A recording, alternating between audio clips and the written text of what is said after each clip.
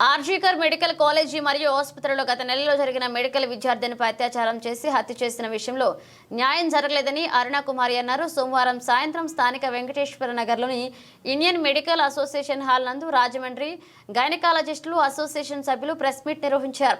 కీలకమైన DNA evidence ఇప్పటి వరకు బయటకు రాకపోవడంతో కేసు బక్కదారి పడుతుందని ఆందోళన వ్యక్తం చేశారు.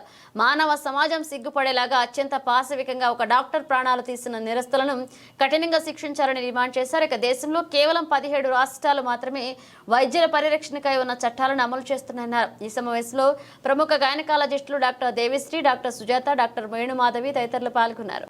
ఇంతవరకు ఎటువంటి సరైన తీర్పు కానీ న్యాయం కానీ అన్యాయం జరిగిన ఆడపడుచులు జరగలేదని చెప్పి యావత్ భారతదేశంలో ఉన్న అందరు గైనకాలజిస్టులు ఒక మాట అనుకుని ఈవేళ అన్ని ఏరియాస్లో ఇండియాలో ఎక్కడైతే గైనకాలజికల్ సొసైటీలు అసోసియేషన్లు ఉన్నాయో అందరూ కూడాను ఇవాళ యావత్ భారతదేశం కూడాను మధ్యాహ్నం 3 నుంచి 4 గంటల లోపు ఒక నిరసన కార్యక్రమం, ఏ సొసైటీకి తోచిన నిరసన కార్యక్రమం ఆ సొసైటీ అంటే కొంతమంది మెమరాండంలు ఇస్తున్నారు, కొంతమంది ర్యాలీలు చేస్తున్నారు, కొంతమంది ఇలా ప్రెస్ మీట్లు పెట్టి కొంతమంది ధర్నాలు చేస్తున్నారు. సో మనకి ఈ రాజమండ్రిలో ఈవేళ వాతావరణం గురించి అనుకూలించక మనం ముందుగా పుష్కర్ ఘాట్లో అనుకున్నాము, బట్ అనుకూలించక ఇవాళ ఐఎంఏ హాల్లో మనందరం ఇక్కడ చేరుకోవడం జరిగింది.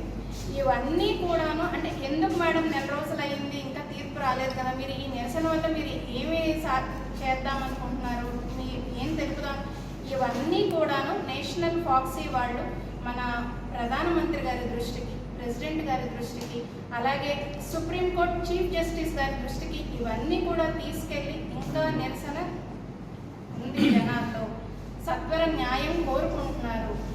తోటి మహిళలుగా జరిగిన అన్యాయానికి తీర్పు ఇంకా ఇవ్వలేదన్న నిరసన వాళ్ళలో కనపడుతుందన్నది పెద్దల దృష్టికి తీసుకెళ్ళడానికి ఈ కార్యక్రమం యొక్క ముఖ్య ఉద్దేశం అండి. అందువల్ల ఈ డాక్టరు అసలే మనం చాలా స్ట్రెస్ తీసుకొని వైద్యం చేస్తాము. అలాంటిది ఆ స్ట్రెస్లో మనం పేషెంట్ని పట్టించుకోవాలా లేకపోతే వీళ్ళు గొడవలు పడతారో అర్థం కావట్లేదు. అందువల్ల చాలా మాకు కూడా చాలా స్ట్రెస్ఫుల్గా ఉంటుంది ట్రీట్మెంట్ చేయాలంటే కూడా.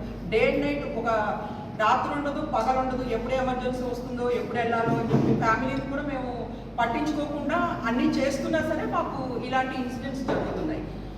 పేషెంట్స్ నుంచి జరుగుతున్నాయి, అలాగే వర్క్ ప్లేస్లో జరుగుతున్నాయి, ఇంకెక్కడికి వెళ్ళినా ఇలాగే మహిళల మీద ఇలాగే జరుగుతున్నాయి. అందువల్ల లేడీ డాక్టర్స్ ఎస్పెషలీ సర్వీస్లో చేయాలన్నా కూడా, నైట్ డ్యూటీస్ చేయాలన్నా కూడా రేపు పొద్దుట హాస్పిటల్స్లో దొరుకుతారో లేదో కూడా భయంగానే ఉంది. అందువల్ల ఇంకా మన అదృష్టం ఏంటంటే సుప్రీంకోర్టు సుమోటోగా తీసుకుని ఈ కేసులు చేస్తున్నారు. బహుశా తీర్పు రావచ్చేమో ఇంకొక 1 or 2 monthsలో. కొంచెం లేట్ అయింది, కాకపోతే మనం ఏంటంటే ఇంకా లేట్ అయింది అని చెప్పి మనం ప్రొటెస్ట్ చేస్తాం అన్నమాట. కేర్ సిస్టమ్ని వాళ్ళు చూసుకోవాలి అని. బట్ ఇలా అయితే ఏమైందంటే ఏ స్టేట్ రూల్స్ ఆ స్టేట్స్, ఓన్లీ 17 స్టేట్స్ ఈ హెల్త్ కేర్ సిస్టమ్ని ప్రొటెక్ట్ చేయడానికి రూల్స్ ఫామ్ చేసుకున్నాయి. మిగతా అసలు కరెక్ట్ రూల్స్ కూడా లేవు. అంటే ఏ స్టేట్ రూల్ ఆ స్టేట్, అందుకని వీటి ఇంప్లిమెంటేషన్ కూడా అంత ప్రాపర్గా జరగట్లేదు. ఇప్పుడు మా డిమాండ్ ఏంటంటే సెంట్రల్ లా కావాలి. ఈ వైలెన్స్ అగైనెస్ట్ డాక్టర్స్ని ఇంప్లిమెంట్ చేయడానికి స్ట్రిక్ట్ రూల్స్ కావాలి, సెంట్రల్ లా కావాలి. ఏ రూల్స్ అయితే ఇంప్లిమెంట్ చేశారో, ఏ రూల్స్ అయితే ఫామ్ చేశారో అవన్నీ కరెక్ట్గా ఇంప్లిమెంట్ కావాలి. మా సెకండ్ డిమాండ్ ఏంటంటే ఉమెన్ ప్రొటెక్షన్ కావాలి. Safe anywhere, not only in health care systems, anywhere they should be a safe environment for the women workers. Third ఏంటంటే హాస్పిటల్స్ అన్నింటినీ సేఫ్ జోన్స్ కింద ప్రకటించాలి. మాకు సరైన securities like any health care system and all health care professionals, not only doctors, nursing staff, lab staff, medical shop, all health care providers should be protected. Safe environment కావాలి. దీనికి మన supreme court ఏం చేశారంటే ఒక నేషనల్ టాస్క్ ఫోర్స్ని అపాయింట్ చేశారు.